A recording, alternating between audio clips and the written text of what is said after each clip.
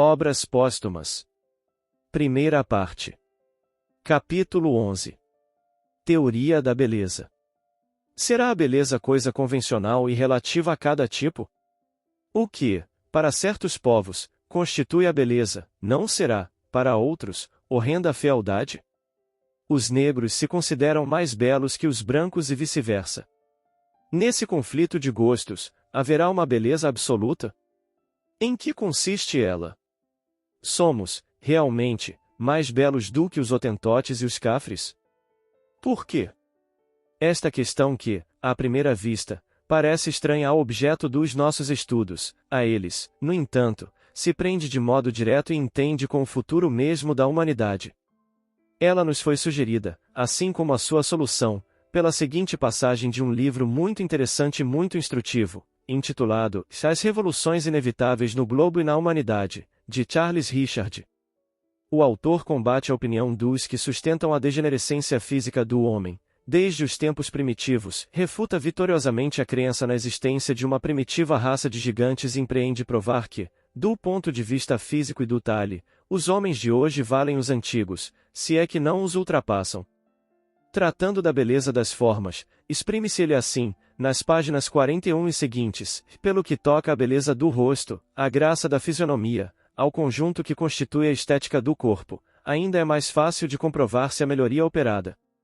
Basta, para isso, que se lance um olhar sobre os tipos que as medalhas e as estátuas antigas nos transmitiram intactas através dos séculos. A iconografia de Visconti e o Museu do Conde de Clairol são, entre muitas outras, duas fontes donde com facilidade se podem tirar variados elementos para este interessante estudo. O que mais solicita a atenção nesse conjunto de figuras é a rudeza dos traços, a animalidade da expressão, a crueza do olhar. O observador sente, com involuntário frêmito, que tem diante de si gente que o cortaria em pedaços, para dá-los de comer às suas moreias, como fazia Polion, rico apreciador de boas iguarias, cidadão de Roma e familiar de Augusto. O primeiro Brutus, Lúcio Junius, o que mandou cortar a cabeça a seus filhos e assistiu a sangue frio ao suplício de ambos, assemelhasse a uma fera. Seu perfil sinistro tem da águia e do mocho que esses dois carniceiros do ar apresentam de mais feroz. Vendo, ninguém pode duvidar de que haja merecido a ignominiosa honra que a história lhe conferiu. Assim como matou os dois filhos, também teria estrangulado a própria mãe, pelo mesmo motivo. O segundo Brutus, Marcos, que apunhalou César, seu pai adotivo, precisamente na hora em que este mais contava com o seu reconhecimento e o seu amor, lembra, pelos traços, um asno fanático, não mostra, sequer, a beleza sinistra que o artista descobre muitas vezes, essa energia extremada que impele ao crime. Cícero, o orador brilhante, escritor espiritual e profundo, que deixou tão grande recordação da sua passagem por este mundo, tem um rosto acachapado e vulgar, que certamente tornava muito menos agradável vê-lo, do que ouvi-lo. Júlio César, o grande, o incomparável vencedor, o herói dos massacres, que deu entrada no reino das sombras com um cortejo de 2 milhões de almas por ele previamente despachadas para lá, era tão feio como o seu predecessor, mas de outro gênero. Seu rosto magro e ossudo, posto sobre um pescoço comprido e enfeado por um gogó saliente, parecia-se mais com um grande Giles do que com um grande guerreiro.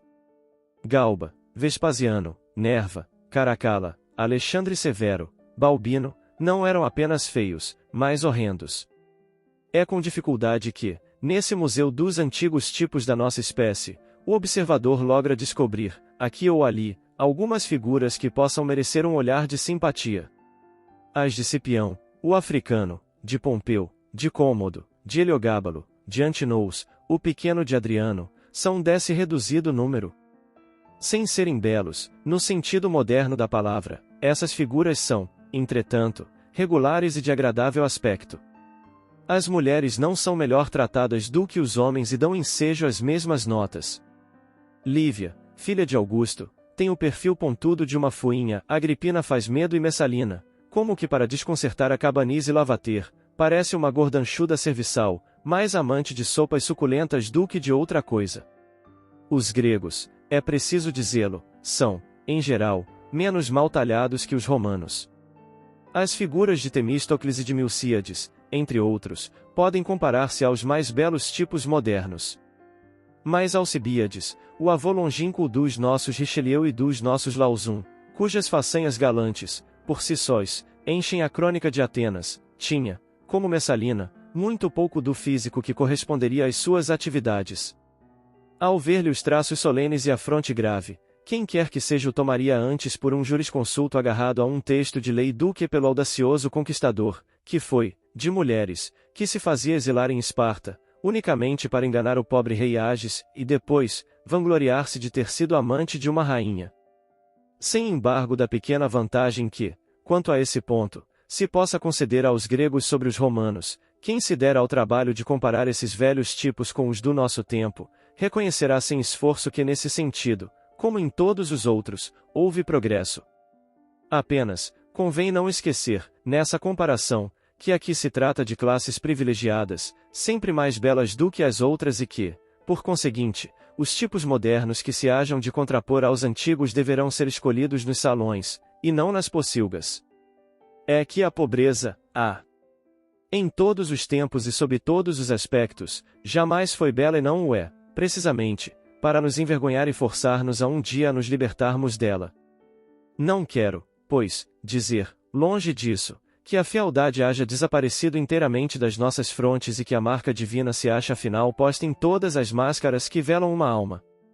Longe de mim avançar uma afirmação que muito facilmente poderia ser contestada por toda a gente. A minha pretensão se limita a verificar que, num período de 2000 anos, coisa tão pouca para uma humanidade que tanto tem de viver, a fisionomia da espécie melhorou de maneira já sensível. Creio, além disso, que as mais belas figuras da antiguidade são inferiores às que podemos diariamente admirar em nossas reuniões públicas, em nossas festas e até no trânsito das ruas. Se não fosse o receio de ofender certas modéstias e também o de citar certos ciúmes, confirmaria a evidência do fato com algumas centenas de exemplos conhecidos de todos, no mundo contemporâneo. Os oradores do passado enchem constantemente a boca com a famosa Vênus de Médici, que lhes parece o ideal da beleza feminina, sem se aperceberem de que essa mesma Vênus passeia todos os domingos pelas avenidas de Arles, em mais de 50 exemplares, e poucas serão as nossas cidades, sobretudo do Sul, que não possuam algumas. Em tudo o que vimos de dizer, limitamo-nos a comparar o nosso tipo atual com o dos povos que nos precederam de apenas alguns milhares de anos. Se, porém, remontarmos mais longe através das idades, penetrando nas camadas terrestres onde dormem os despojos das primeiras raças que habitaram o nosso globo, a vantagem a nosso favor se tornará de tal modo sensível que qualquer negação a esse propósito se desvanecerá por si mesma. Sob aquela influência teológica que deteve Copérnico e Tycho Brahe, que perseguiu Galileu e que, nestes tempos mais próximos, obscureceu por um instante o gênio do próprio Cuvier, a ciência hesitava em sondar os mistérios das épocas antediluvianas.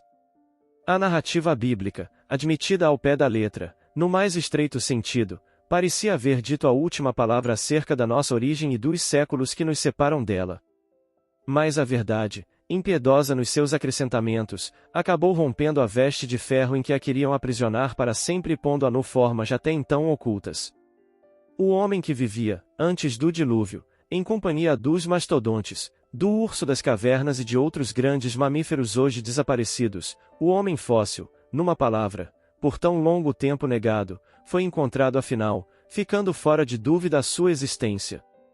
Os recentes trabalhos dos geólogos, particularmente os de Boucher de Perthes, de Philippe de Liel, permitem-se apreciem os caracteres físicos desse venerável avô do gênero humano. Ora, a despeito dos contos imaginados pelos poetas, sobre a beleza originária, malgrado o respeito que lhe é devido, como chefe antigo da nossa raça, a ciência é obrigada a atestar que ele era de prodigiosa fealdade. Seu ângulo facial não passava de 70, suas mandíbulas, de considerável volume, eram armadas de dentes longos e salientes, tinha fugidia a fronte e as têmporas achatadas, o nariz esborrachado, largas as narinas.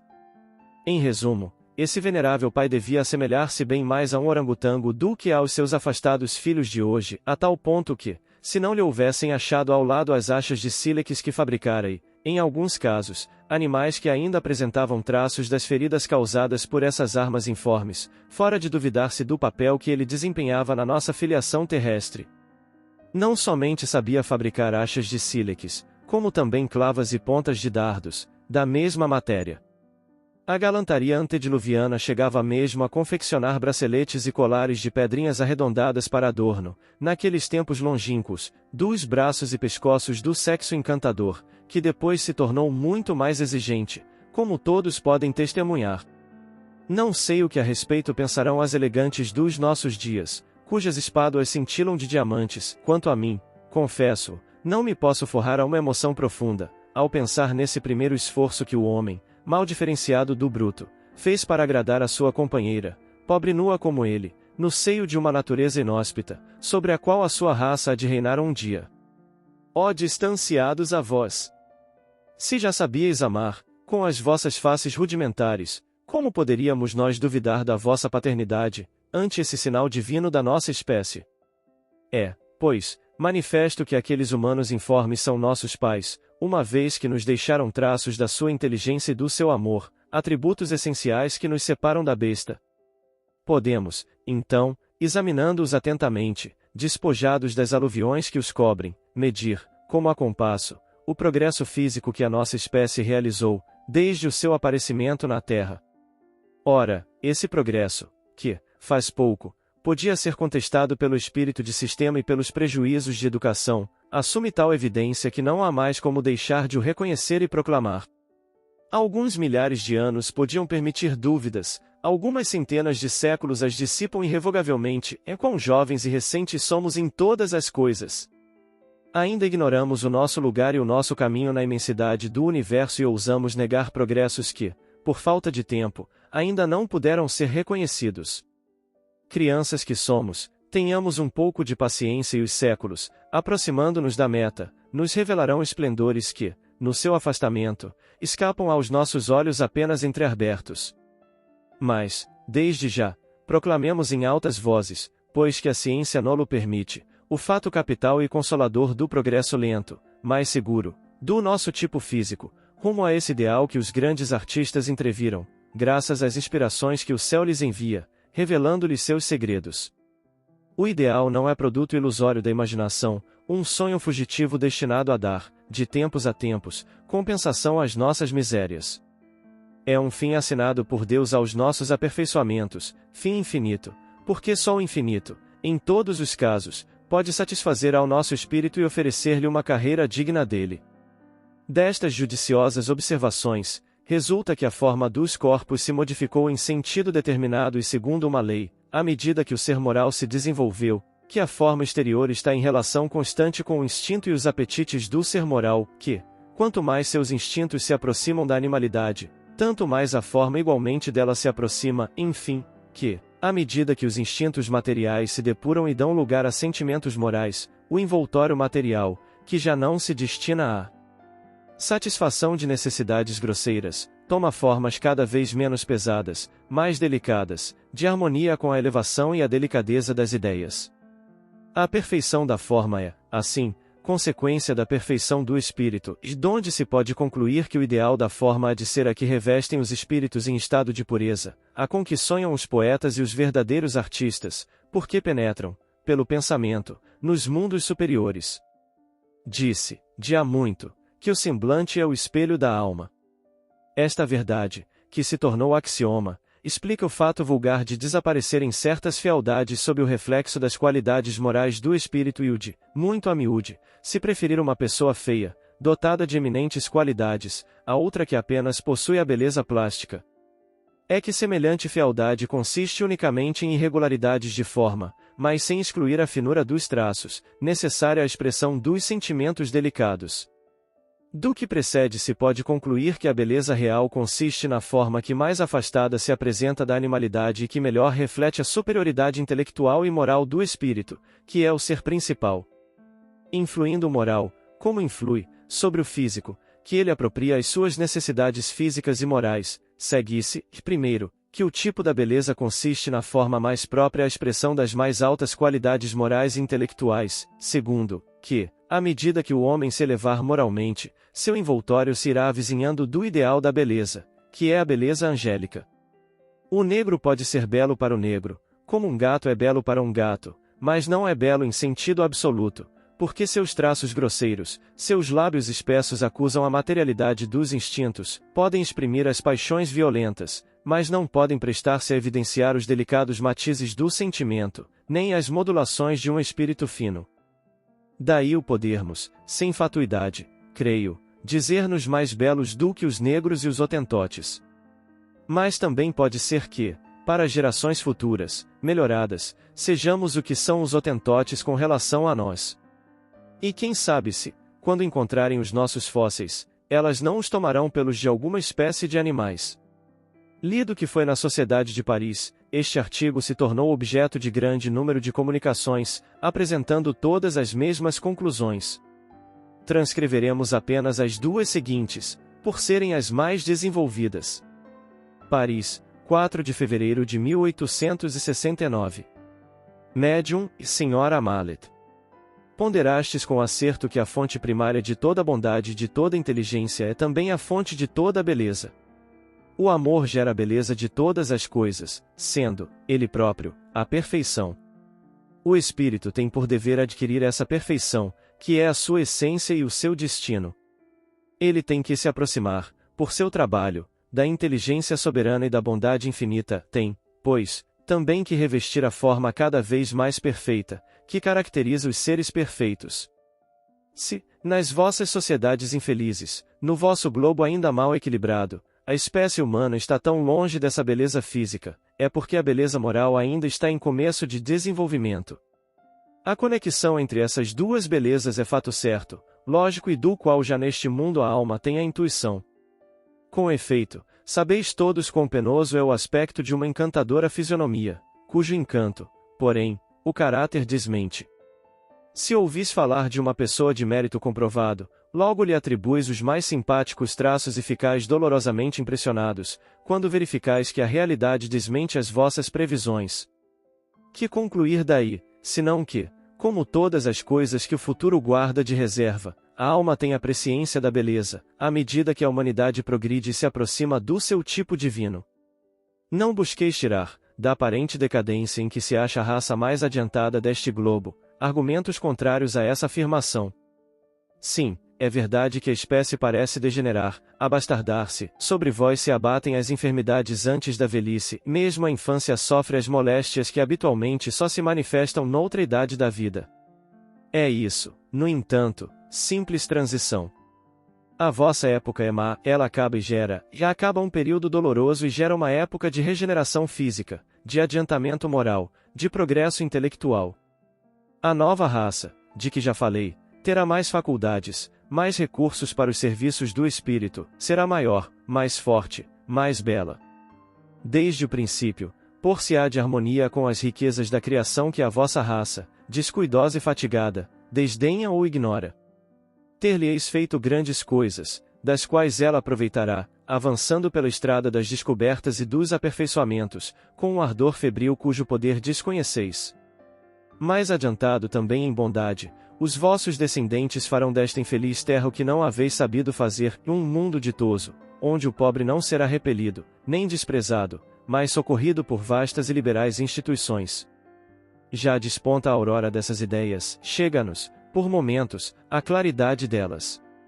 Amigos, eis afinal o dia em que a luz brilhará na terra obscura e miserável, em que a raça será boa e bela, de acordo com o grau de adiantamento que haja alcançado, em que o sinal posto na fronte do homem já não será o da reprovação, mas um sinal de alegria e de esperança.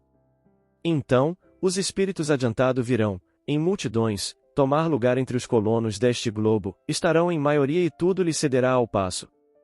Far-se-á a renovação e a face do globo será mudada, porquanto essa raça será grande e poderosa e o momento em que ela vier assinalará o começo dos tempos venturosos. Pamphile. Paris, 4 de fevereiro de 1869.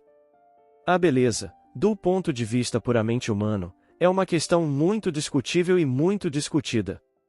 Para apreciarmos bem, precisamos estudá-la como amador desinteressado. Aquele que estiver sob o encantamento não pode ter voz no capítulo. Também entra em linha de conta o gosto de cada um, nas apreciações que se fazem.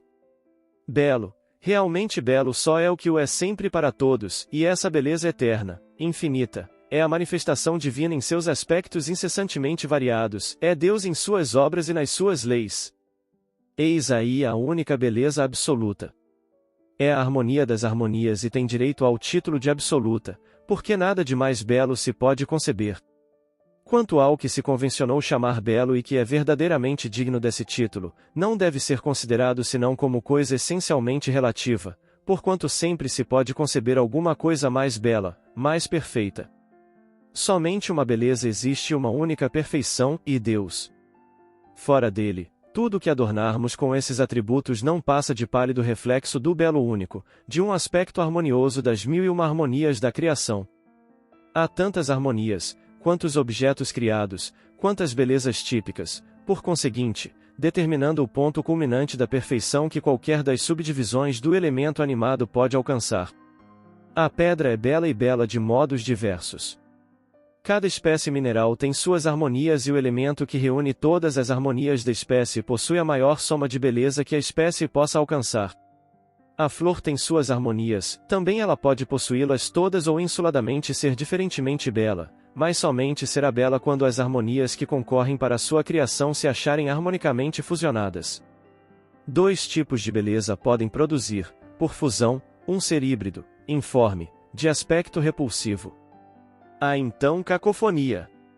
Todas as vibrações, insuladamente, eram harmônicas, mas a diferença de tonalidade entre elas produziu um desacordo, ao encontrarem-se as ondas vibrantes, daí o monstro. Descendo a escala criada, cada tipo animal dá lugar às mesmas observações e a ferocidade, a manha, até a inveja poderão dar origem a belezas especiais, se estiver sem mistura o princípio que determina a forma. A harmonia, mesmo no mal, produz o belo. Há o belo satânico e o belo angélico, a beleza enérgica e a beleza resignada. Cada sentimento, cada feixe de sentimentos, contanto que seja harmônico, produz um particular tipo de beleza, cujos aspectos humanos são todos, não degenerescências, mas esboços. É, pois, certo dizermos, não que somos mais belos, porém que nos aproximamos cada vez mais da beleza real, à medida que nos elevamos para a perfeição. Todos os tipos se unem harmonicamente no perfeito. Daí o ser este o belo absoluto. Nós que progredimos possuímos apenas uma beleza relativa, debilitada e combatida pelos elementos desarmônicos da nossa natureza. Lavater.